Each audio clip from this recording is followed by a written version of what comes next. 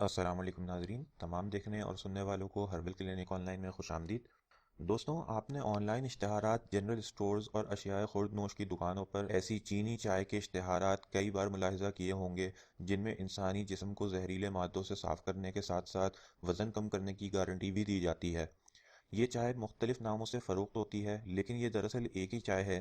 یہ آپ کے اندر سے اشتہار پسندی کو بھی ختم نہیں کرتی، نہ ہی آپ کے جسم کو زہریلے مادوں سے نجات دلاتی ہے۔ اس کا عام طور پر ہر دعویٰ جھوٹا ہوتا ہے۔ ماہرین کے مطابق اس چائے کی خریداری سوائے جیب پر بوجھ ڈالنے کے اور کچھ نہیں ہے۔ اس کے علاوہ یہ استعمال میں بھی خطرناک ہوتی ہے۔ جیسیکا کورڈن اور کیرن اینل نے اپنی شہرہ آفاق تصنیف کے اندر یہ بتایا تھا کہ وزن کم کرنے والی یہ چائے سوائے دھوکے کے اور کچھ نہیں ہے۔ اس چائے میں پولی فینولز اور کیفین جیسے مرکب موجود ہوتے ہیں جو میٹابولزم کو ایک حد تک تیز ضرور کرتے ہیں، لیکن یہ تیزی اتنی زیادہ نہیں ہوتی جو جسم کے وزن پر اثر انداز ہو۔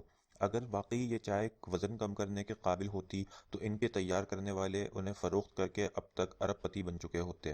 اس کے علاوہ اس چائے میں ایسے عناصر بھی شامل کیے جاتے ہیں جو کسی بھی طور صحت کے لیے اچھے نہیں کہلائے جا سکتے۔ یہ چائے تحریک پیدا کرنے والے خطرناک مرکب پر بنی ہوتی ہے۔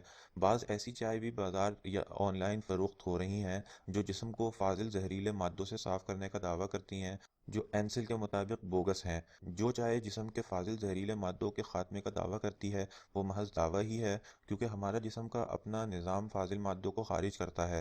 مثلاً جگر زہریلے مادے ختم کرتا ہے، گردے ان فاضل مادوں سے جسم سے باہر پھینکتے ہیں۔ یہ ایک ایسا نظام ہے جو 24 گھنٹے کام کرتا ہے، پھر ہمیں کسی اور چیز کی بھلا کیا ضرورت ہو سکتی ہے؟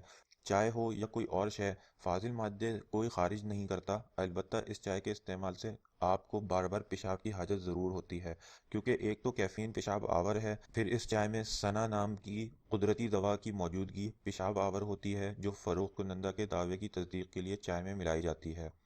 گرین ٹی یا سبز چائے تیار کرنے والے بعض ادارے یہ دعویٰ بھی کرتے ہیں کہ سبز چائے میٹابولزم تیز کرتی ہے۔ کچھ چائے پر ہونے والی تحقیق کے مطابق چائے میں پائے جانے والی پولی فینولز اور کیفین ممکنہ طور پر میٹابولزم پر کچھ اثر ڈالتی ہیں، لیکن یہ اثر قابل غور نہیں سمجھا جاتا۔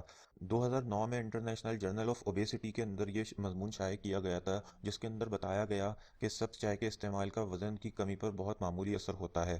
تاہم اس بات کو ماہرین زیادہ شد و مت سے قبول نہیں کرتے۔ اب تک یہ دعویٰ پایۂ ثبوت کو نہیں پہنچا کہ سبز چائے واقعی وزن گراتی ہے یا نہیں۔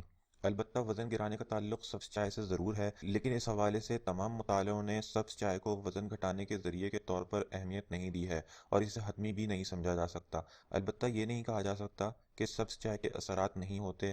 ہاں، البتہ اس کے اثرات متوازن خوراک اور ورزش کی طرح وزن کم کرنے میں معاون نہیں ہوتے۔